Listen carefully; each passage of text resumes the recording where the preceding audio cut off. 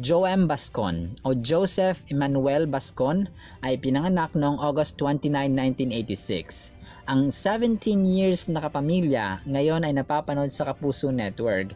Kabilang siya sa cast ng evening action series ng GMA Public Affairs na Black Rider ni Ruru Madrid at Yasi Pressman. Sinabi niya sa isang interview na first project ko to with GMA and after 18 years, ngayon lang ako nakapagtrabaho rito. Masayang katrabaho ang lahat at mabusisi.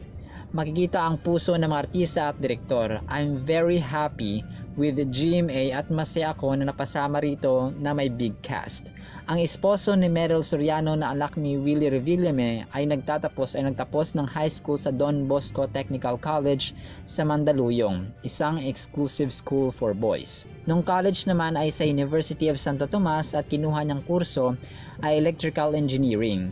Ilan sa mga movies niya ay All About Love with John Lloyd Cruz taong 2006, Batanes sa Dulo ng Walang Hanggan kasama sina Iza Calzado at Taiwanese superstar Ken Chu ng F4 taong 2007, kung saan nanalo siya ng Golden Screen Awards for movies as breakthrough performance by an actor. Noy kasama si Coco Martin at Erich Gonzalez taong 2010, kung saan nanalo ulit siya sa Gawad Urian Awards bilang Best Supporting Actor.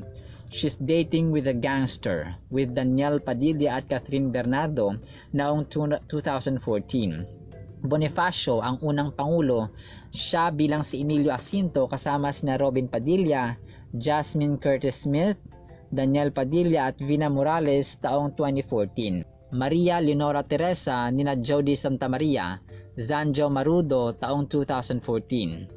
General Luna kasama sina John Arcilla, Mon Confiado taong 2015. The Other Wife with Lovie Poe at Ren Escano taong 2021. At nakaset pa ng upcoming movie next year na may title na Layas. Luis Hontiveros o Enrique Roberto Luis Hontiveros Samonte ay isinilang noong July 7, 1992. Si Luis ay napapanood ngayon sa action drama series na Black Rider headed by Ruru Madrid bilang si Philip Romero. Naging viral siya noong 2016 nung minsang sinamahan niyang mangampanya ang kanyang tita na si Senator Risa Hontiveros. At noong 2020 ay pumirma siya ng contract sa Sparkle na talent center ng GMA at nag-appear na rin sa iba't ibang Kapuso series gaya ng I Can See You, The Lookout, To Have and To Hold, and False Positive. Ang 31-year-old actor ay alam mo ba na nag-iisang anak lamang? Ngunit lumaki si Luis sa isang dysfunctional family dahil ang tatay niya ay nag-focus sa kanyang unang pamilya at hindi na siya nagkaroon ng communication sa kanyang dad since his graduation sa grade school. Maliban sa acting ay mahilig din siya sa martial arts, particularly ang Japanese martial arts na Jujutsu. Ang Filipino-Spanish model ay napanood rin sa top-rating afternoon drama na Abot Kamay na Pangarap with Jillian Ward at Carmina Villarruel at parating guest sa variety show na TikTok Clock kasama sina Kuya Kim Atienza, Pokwang, and the rest of the gang. Marco Massa o Marco Antonio Massa ay isinilang noong August 1, 2007 at napapanood ngayon sa Black Rider ni Ruru Madrid at Yasi Pressman bilang si Benji. Siya ay unang nasilayan sa telebisyon nang gumanap siya sa isa sa mga tatlong bibe ng ABS-CBN taong 2017. Kasama rin siya sa pelikulang Beauty and the Bestie ni Vice Ganda, Coco Martin taong 2015. Honesto taong 2013 at The Killer Bride bilang Batang Luis de la Torre taong 2019.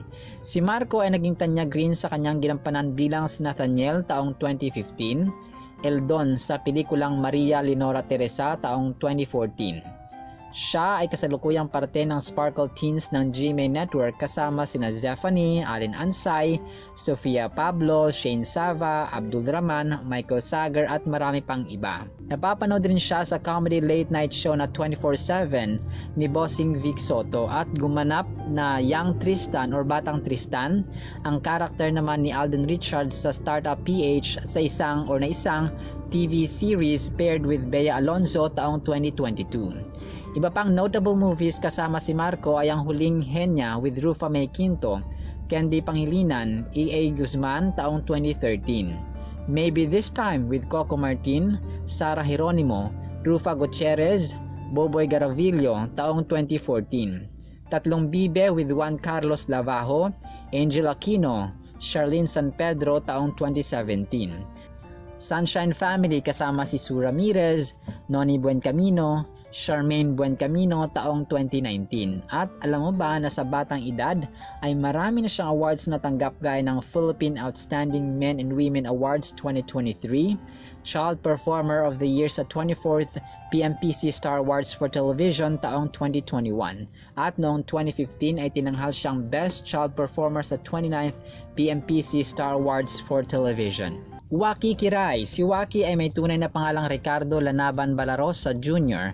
at isinilang noong June 24, 1980. Ang regular sa kapamilya show na I Can See Your Voice with Luis Manzano as the host ay napapanood na rin bilang isa sa mga guest hosts sa Philippine variety show na TikTok Clock ng GMA7 kung saan napapanood ang mga main hosts na sina Kuya Kim Atienza, Pokwang, Faith Da Silva, Rabea Mateo, Jason Gainza, and more. Mas lalo kilala ang stand-up comedian nang sumali ito sa celebrity talent competition na I Can Do That sa ABS-CBN, kung saan he was declared bilang winner at tinaguriang the greatest entertainer noong 2017. Nasilayan din siya sa mga palabas na Bagani noong 2018, Banana Sunday from 2017 hanggang 2020, Gandang Gabi Vice from 2016 hanggang 2020, Lunch Out Loud, Tropang LOL from 2020 hanggang 2023 sa Kapatid Network or TV5 naman. Ilan sa mga notable movies na bahagi ang komedyante ay EDSA XXX, Nothing Ever Changes in the Ever-Changing Republic of Ek Ek Ek kasama sina Jeffrey Epi Quizon, Sherry Bautista taong 2012, Ganda Rapido The Revenger Squad with Vice Ganda, Daniel Padilla, and the Pia Wurtzbach taong 2017. The Hopeful Romantic kasama sina Ritz Azul, Kelvin Miranda, Coco De Santos taong 2018. Familia Blandina nina Vice Ganda, Daniel Padilla, Melay Cantiveros, Carla Estrada, Julina Magdangal taong 2019. Ang Sikreto ng Piso with Bea Binene, Ariel Rivera, Jelly de Belen taong 2019. Sa kasalukuyan ay enjoy siyang nagpapasaya sa TikTok Clock at isa sa mga sumisigaw ng TikTok Clock mag-ingay. Araw-araw yan sa GMA bago ang noontime show na Eat Bulaga. Janos Del Prado o Janos Renato Robles Mateo III sa totoong buhay ay isnilang noong November 19, 1984 at ang former talent ng Star Magic ay napapanood na ngayon sa GMA action series na Black Rider. Nagsimula siya sa show business sa edad na 5 at gumanap ng mga minor roles. Ilan sa mga movies or pelikula na kinabilangan niya ay Lucio Margallo kasama sina Philip Salvador, Jean Garcia, Tirso Cruz III taong 1992, Magic Kingdom, Alamat ng Damortis kasama si Ann Curtis, late Mark Hill, Ramon Christopher taong 1997, Yamashita, The Tiger's Treasure with Bibi Gandang-Hari, Albert Martinez, Camille Prats taong 2001. Till There Was You with Piolo Pascual at Judian Santos taong 2003. The Lucky Ones kasama sina Sandara Park, Eugene Domingo at Pokwang taong 2006. One More Chance kasama sina Bea Alonzo at John Lloyd Cruz taong 2007. She's Dating with a Gangster with Catherine Bernardo at Daniel Padilla taong 2014. A Second Chance with Bea Alonzo at John Lloyd Cruz taong 2015. My Perfect You na Gerald Anderson at Pia Wurtzbach taong 2018. Can't Help Falling in Love kasama ang blockbuster tandem na Kathniel taong 2017. How to Be Yours with Gerald Anderson at Bea Alonzo taong 2016. To name a few. Nang magsara ang Kapamilya Network noong May 5, 2020, ay bumalik si Janos sa GMA pagkatapos ng kanyang last project sa Kapuso Network noon na hanggang kailan taong 2004. Ang kanyang pinakaunang sitcom sa GMA ay ang Happy Together or Happy Together with box office king John Lloyd Cruz at former Go and Believe actors na sina Miles Ocampo at Vito Quizon, former PBB housemate Jason Gainza, former Your Face Sounds Familiar Philippines contestant Eric Nicolas, band vocalist na si Cleggy Abaya at former Banana Split cast member comedian host na si Kuya Jobert Austria. Long Mejia, ang kilalang komedyanteng si Long ay isinilang noong October 6, 1970 at kabilang ngayon sa cast ng Black Rider ng GMA Public Affairs. Ang role niya rito ay isang barangay tanod kasama sina Dagul at iba pa.